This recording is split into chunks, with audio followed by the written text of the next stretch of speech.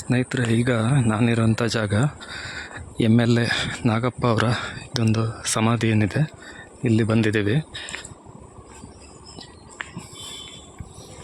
Hanur taluk MLA ಆಗಿದ್ದರು. ಕಾಡುಗಳ ವೀರಪ್ಪನೇನು ಇವ್ರನ್ನ ಅಪಹರಣ ಮಾಡಿದೆ. ಕಾಮಗೆರೆ ಮನೆ ಪರಿಮಳ ಮೇಡಮ್ ಅವ್ರನ್ನ ಭೇಟಿಯಾದ್ವಿ, ನೋಡ್ಕೊಂಡು ಹೋಗಿ ಅಂತ ಹೇಳಿದರು. ಹಾಗಾಗಿ ಬಂದ್ವಿ. ಇಲ್ಲಿ ಎಲ್ಲಿ ಬಿಡ್ತಾರೋ ಇಲ್ಲೋ ಅಂತ ನಮಗೆ ಸ್ವಲ್ಪ ಇದಾಗಿತ್ತು.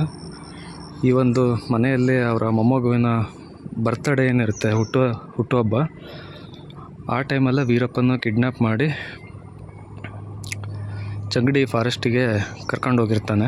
ಚಂಗಡಿ ಫಾರೆಸ್ಟಲ್ಲಿ ಇವರಿಗೆ ಶುಗರು ಇದೆಲ್ಲ ಇದ್ದಿದ್ದರಿಂದ ಕಾಲೆಲ್ಲ ತುಂಬ ಊದ್ಕೊಂಬಿಟ್ಟಿರುತ್ತೆ. ಹಾಗಾಗಿ ಅಲ್ಲಿ ನಡೆಯೋದಕ್ಕೂ ಆಗಿರಲ್ಲ.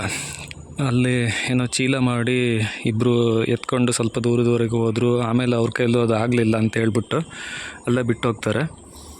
ಆಮೇಲೆ ಚಂಗಡಿ ಫಾರೆಸ್ಟಲ್ಲಿ ಇವರ ಒಂದು ಮೃತದೇಹ ಕೊಳೆತ ಸ್ಥಿತಿಯಲ್ಲಿರುತ್ತೆ. ಅದನ್ನು ನೋಡಿ ಆ ಜನ ಬಂದು ಇಲ್ಲಿ ತಿಳಿಸ್ತಾರೆ ಕಾಮಗೆರೆಗೆ. ಆಮೇಲೆ ಇಲ್ಲಿಂದ ಎಲ್ಲ ಹೋಗ್ತಾರೆ. ಅವ್ರನ್ನ ಮೃತದೇಹವನ್ನು ಇಲ್ಲಿಗೆ ತರ್ತಾರೆ.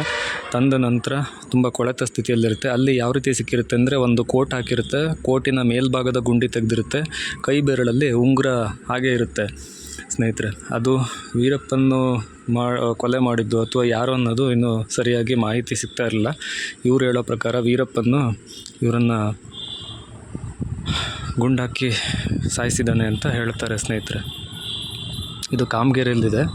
ಈಗ ನಾವು ಕಾಮಗೆರೆ ಪರಿಮಳ ನಾಗಪ್ಪ ಅವರ ಮನೆಯಲ್ಲಿದ್ದೀವಿ. ಎಲ್ಲ ಬೋರ್ಡ್ ಹಾಕಿದ್ದಾರೆ ನೋಡಿ. ಇದು MLA ನಾಗಪ್ಪ ಸರ್ ಅವರ ಸಮಾಧಿ. 5/12/2002. ಹೊರನಟ ಡಾಕ್ಟರ್ ರಾಜ್ಕುಮಾರ್ ಅವ್ರನ್ನ ಕಿಡ್ನ್ಯಾಪ್ ಮಾಡಿದ ನಂತರ ದುಡ್ಡಿಗಾಗಿ ಮತ್ತೆ ವೀರಪ್ಪನ್ನು ಕಿಡ್ನ್ಯಾಪ್ ಮಾಡ್ತಾನೆ. ಇಲ್ಲಿ ಈ ರೀತಿ ಶಿವಲಿಂಗವನ್ನು ಮಾಡಿಬಿಟ್ಟು ಈ ರೀತಿ ಹಾಕಿದ್ದಾರೆ ಸ್ನೇಹಿತರೆ. ಇಂದು ಎಲ್ಲ ಮಾಹಿತಿಯನ್ನು ಹಾಕಿದ್ದಾರೆ ಈ ಕಡೆ.